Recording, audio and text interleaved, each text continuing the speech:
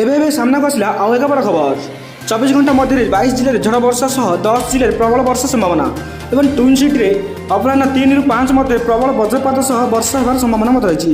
ଯଦି ଆମ ଚ୍ୟାନେଲକୁ ନୂଆ କରି ଆସିଛନ୍ତି ଚ୍ୟାନେଲକୁ ସବସ୍କ୍ରାଇବ୍ କରି ପାଖରେ ଥିବା ବେଲ୍ ଆଇକନକୁ ପ୍ରେସ୍ କରନ୍ତୁ, ଯାହାଫଳରେ ଯେତେବେଳେ ଯେକୌଣସି ମୁହୂର୍ତ୍ତରେ ଆପଣ ଭିଡ଼ିଓ ଆପଣ ସର୍ବପ୍ରଥମେ ଦେଖିପାରିବେ। ଏବେ ଡେରି ନ କରି ଚାଲନ୍ତୁ ଆଜିର ଖବର ଉପରେ ନଜର ପକାଇବା। पश्चिम केन्द्रीय बंगोपसागर में पार्श्ववर्ती समुद्र मध्यस्थ वायुमंडल एक घूर्णिबलय सक्रिय रही। अन्यपक्षे सेप्टेम्बर 3 तारिख बेलू उत्तर बंगोपसागर आउ एक घूर्णिबलय सृष्टि होवार संभावना रही। यार प्रभाव में परवर्ती 48 घंटा मध्य एक लघुचाप क्षेत्र सृष्टि होवार संभावना रही। यार प्रभाव में राज्य में वायु चलन में परिवर्तन संभावना रही। फल आगामी 5 दिन पर्यंत राज्य में कालबैशाखी जनित झड़ वर्षार संभावना रही बेले 4 तारिख ठार राज्य में वर्षार विस्तृति बढ़िब बोली आज शुक्रवार अपराह्न एक सतर्क सूचना जारी कर भारतीय पाणीपाग विज्ञान पक्षर कहुई।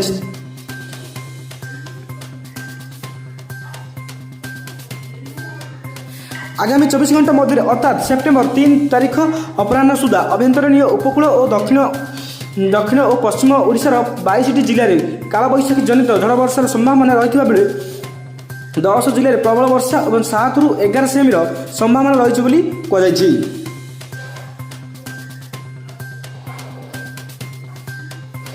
जारी सतर्क सूचना अनुसार आसंता 24 घंटा मध्य अर्थात 3 सेप्टेम्बर रविवार अपराह्न सुधा राज्य में 22टी जिले में कालबैशाखी जनित झड़ वर्षार संभावना रही।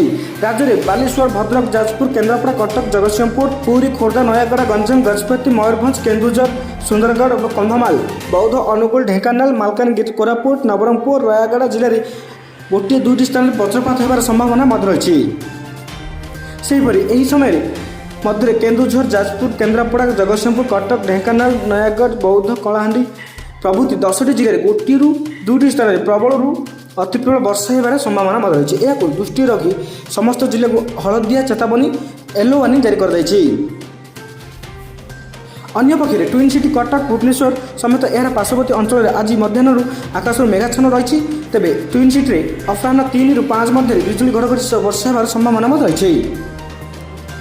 ट्विन सिटी यार पार्श्ववर्ती अंचल में अपराह्न विलंबित संध्या मध्य वज्रपात सह असाराए 2 असाराए आलुकारु मध्य धरणर वर्षा होबार संभावना रही भुवनेश्वर आंचलिक केन्द्र पक्षर जारी सूचना कर।